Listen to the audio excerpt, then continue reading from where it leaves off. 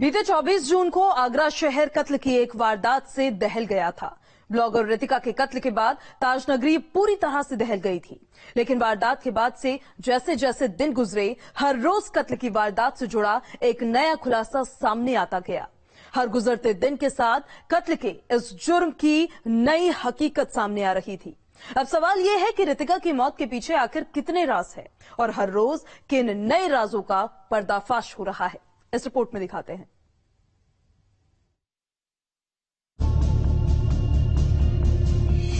रितिका हत्याकांड से जुड़ा नया राज।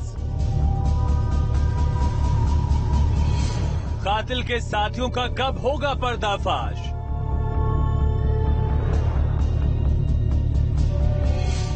दो हफ्ते के बाद भी खाली हैं पुलिस के हाथ।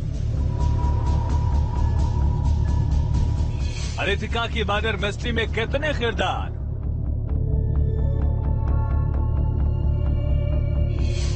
बारह दिन में खुले कत्ल से जुड़े कई राज। मोहब्बत की नगरी आगरा उस रोज दहल गई थी। 2 हफ्ते पहले आगरा के ओम अपार्टमेंट में हुई कत्ल की उस वारदात से, जिसमें ब्लॉगर रितिका को बहुत ही बेरहमी से मकान की 4थी मंजिल से नीचे फेंककर मौत के घाट उतार दिया गया था। वारदात के 2 हफ्ते बीत जाने के बाद भी रितिका के केस में हर रोज एक नया खुलासा हो रहा है और हर रोज खुलती हत्याकांड से नहीं पड़ते वारदात से जुड़ी इस गुत्थी को उलझाती जा रही हैं। आगरा का रितिका हत्याकांड वो अनसुलझी कहानी, जिस कहानी के पीछे रोजाना एक नई कहानी सामने आ रही है।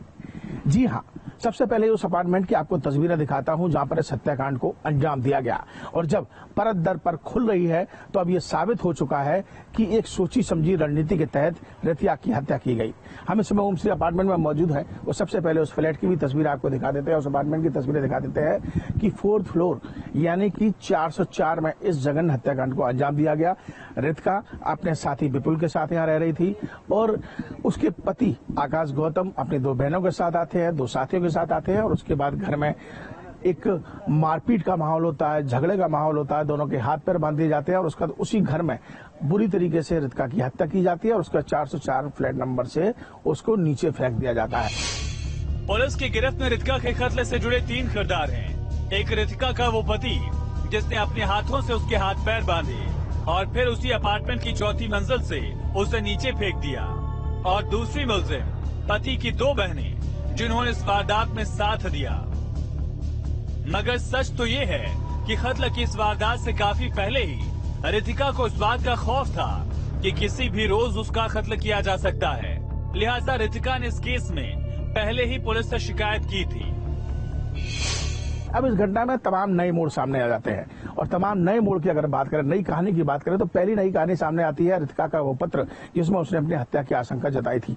उसने पहले ही, इस हत्याकांड से पहले ही इस बात को बता दिया था कि उसे डर है कि उसकी हत्या उसके ससुरालीजन, उसका पति कर सकता है और यही वजह थी कि इन तमाम लोगों के खिलाफ उन्होंने फिरोजाबाद टूंडला में मुकदमा दर्ज कराया था। रितिका की शिकायत के बावजूद पुलिस ने एक्शन नहीं लिया और उसका नतीजा ये निकला कि बीती 24 को आगरा में उसका पति वो कर गुजरा जिसका डर रितिका को सता रहा था। हत्या की वारदात को अब 2 हफ्ते का वक्त बीत चुका है, लेकिन आज भी रितिका की मां पुलिस के चक्कर काटने को मजबूर है।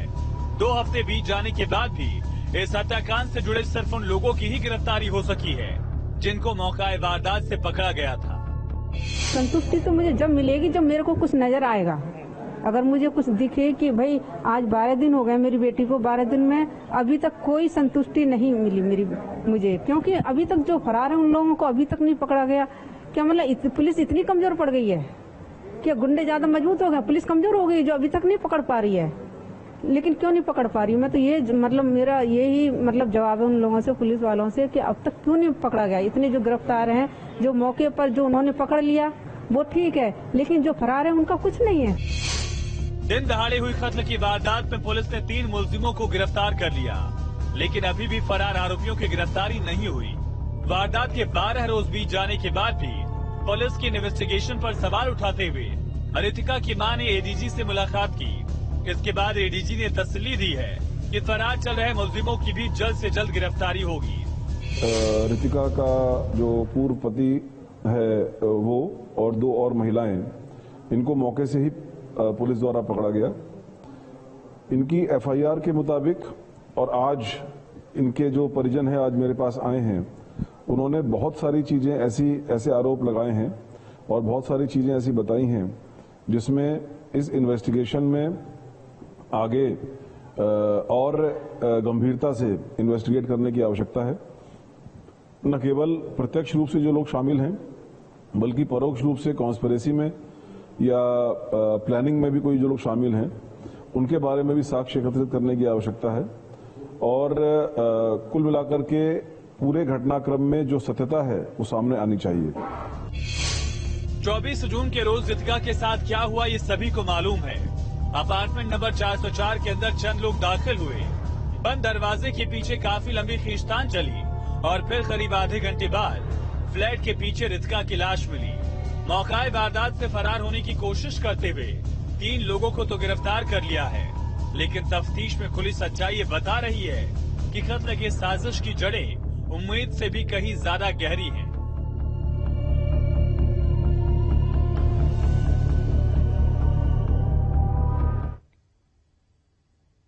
वारदात के 2 हफ्ते बीत जाने के बाद एक अहम बात अब सामने आई है कि कत्ल करने से पहले कातिलों ने पूरी छानबीन की थी।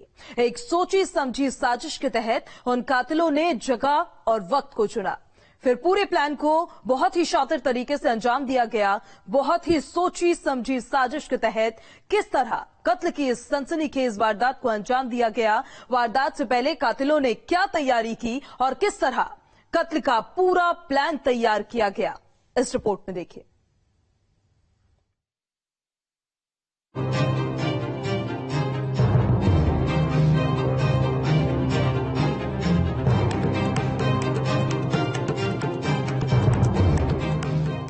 रितिका मर्डर केस को अब 2 हफ्ते गुजर चुके हैं। इन 2 हफ्ते की तफ्तीश में पुलिस के हाथों अब तक कई सुराग लगे हैं। इन सुरागों में एक सबसे अहम कड़ी वो रजिस्टर है जिस पर गुनाहगारों ने अपार्टमेंट के अंदर दाखिल होने से पहले अपने नाम दर्ज किए थे। वारदात के बाद जब पुलिस ने इस रजिस्टर के जरिए सुरागों की तलाश शुरू की तो सामने आया कि रितिका का मर्डर एक बहुत ही सोची समझी हुई साजिश थी। वारदात को अंजाम देने से पहले उन गुनाहगारों ने अपार्टमेंट के कई चक्कर लगाए। ये पूरी जानकारी भी इकट्ठा की गई कि कत्ल के लिए कौन सा वक्त सही रहेगा। जब पुलिस की जांच पड़ताल होती है तो जांच पड़ताल में इसी अपार्टमेंट का जो ये सिक्योरिटी का कमरा बना हुआ है, यहाँ पर जो रजिस्टर है, उस रजिस्टर में जब एंट्री बारीकी से देखी गई, जांच की गई, तो उस रजिस्टर में ये पाया गया कि काजल नाम की महिला की एंट्री पहले से थी और आकाश गौतम की एंट्री भी इस हत्याकांड से पहले पाई गई। यानी कि हत्याकांड से पहले दोनों ने ही यहाँ पर आकर रैकी की और 404 फ्लैट नंबर में कितने बजे कौन पहुंचता है, कितने बजे सन्नाटा रहता है, कितने बजे वो जा सकते हैं, अपार्टमेंट में भीड़ भाड़ नहीं होती, इन सब बातों को देखते हुए उसके बाद इस हत्याकांड को अंजाम दिया गया। यानी सोची समझी रणनीति के तहत से हत्याकांड को अंजाम दिया गया। वो रजिस्टर जिसमें अपार्टमेंट के अंदर आने जाने वाले हर शख्स की एंट्री की जाती है, उसमें रितिका के कातिलों ने भी कई बार अपनी पहचान छोड़ी थी। वारदात को अंजाम देने से पहले वो कातिल कई बार सोसाइटी में आए थे। इलाके का पूरा जायजा लिया गया था। वारदात को अंजाम देने से पहले उन शातिरों ने ये परख लिया था कि जुर्म के लिए कौन सा वक्त मुकर्रर किया जाए। बिल्डिंग की एंट्री गेट पर रखा रजिस्टर जो फिलहाल पुलिस के कब्जे में है, वो इस बात का गवाह है कि जुर्म से पहले उन गुनाहगारों ने कई बार अपार्टमेंट के चक्कर लगाए थे। रजिस्टर कहाँ गया तुम्हारे? रजिस्टर थाने में गया साहब, ताजन थाने में चला गया। ताजगंज थाने हाँ, पुलिस ले गई साहब। तो उसमें काजल की एंट्री पहले से पाई है? हाँ, काजल की एंट्री पहले से थी। और किसकी थी? और काजल की एंट्री है और इन 3 आदमियों की एंट्री है। अच्छा, इसका मतलब पहले आदमी घुसे हैं, मतलब पहले भी मतलब ये रैकी कर चुके हैं? हाँ हाँ। अच्छा, तो सोची समझी रणनीति के तहत? बिल्कुल बिल्कुल बिल्कुल साहब, बिल्कुल। वो लोग कत्ल से पहले कई बार अपार्टमेंट में आ चुके थे। शायद इस बात की भनक रितिका को भी थी और इसी डर से रितिका ने पुलिस के सामने ये शक जाहिर किया था कि उसका कत्ल किया जा सकता है। इसी तरह का शक रितिका के साथ रह रहे विपुल को भी था, जिसकी वजह से सूत्रों की माने तो रितिका की तरह ही विपुल ने भी अपनी हत्या की आशंका जाहिर की थी। एक दबे पांव, एक सूत्रों की अगर बात करें तो कहीं ना कहीं इस बात की आशंका भी लगाई जा रही है कि विपुल को भी अपनी हत्या का पहले से ही शक था और यही वजह थी कि विपुल ने भी पहले भी एफआईआर रितिका की तरह कराई थी। दिन दहाड़े रितिका का कत्ल करने वाले आकाश ने गिरफ्तारी से पहले अपार्टमेंट में तैनात चौकीदार को भी जान से मारने की धमकी दी थी। इस बात को अपार्टमेंट के चौकीदार मुन्ना ने खुद कबूल किया है कि गिरफ्तार होने से पहले आकाश उसको तमाम धमकियां दे रहा था, जिसकी वजह से बिल्डिंग के चौकीदार ने भी पुलिस के सामने अपनी हत्या की आशंका जताई है। जब मेरे को अपनी जान का खतरा तो मैं भी करा रहा हूँ साहब, क्योंकि आकाश जो इस बात को कह के गया कि तेरे को देखूंगा। अच्छा, हाँ बिल्कुल हकीकत है। आपका क्या नाम है? मेरा नाम मुन्ना है। अच्छा, तो आपको अपनी जान का खतरा है? हाँ बिल्कुल बिल्कुल। तो आप FIR करा रहे हैं पुलिस? हाँ कराऊंगा। 2 हफ्ते से जारी गुनाहगारों की तलाश में अब तक पुलिस ने कत्ल से जुड़े कई राजों का खुलासा किया है, जिसमें एक अहम सुराग ये भी है कि मुलजिमों ने रितिका के कत्ल से पहले अपार्टमेंट का पूरा जायजा लिया था।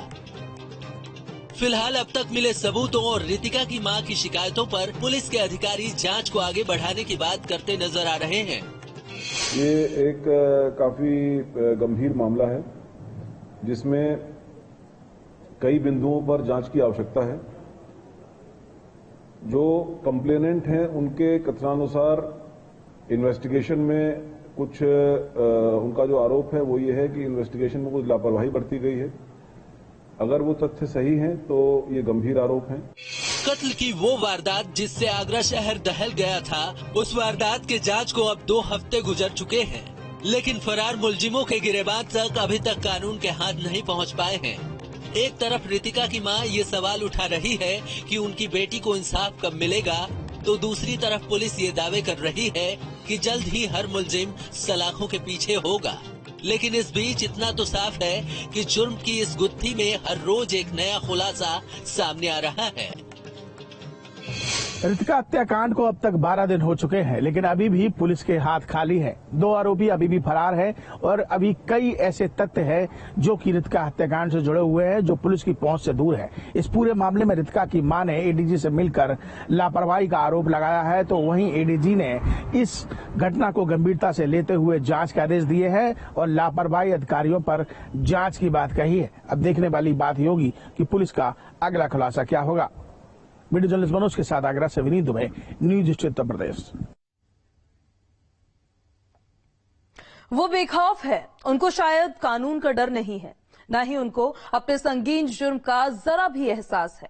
वो कातिल दिन दहाड़े आते हैं, सामने वाले को अपना शिकार बनाते हैं, सिर में गोलियां दागते हैं और फिर बीच सड़क पर अपने शिकार को मौत के घाट उतारकर वहां से फरार हो जाते हैं। ये वारदात प्रयागराज के अरेला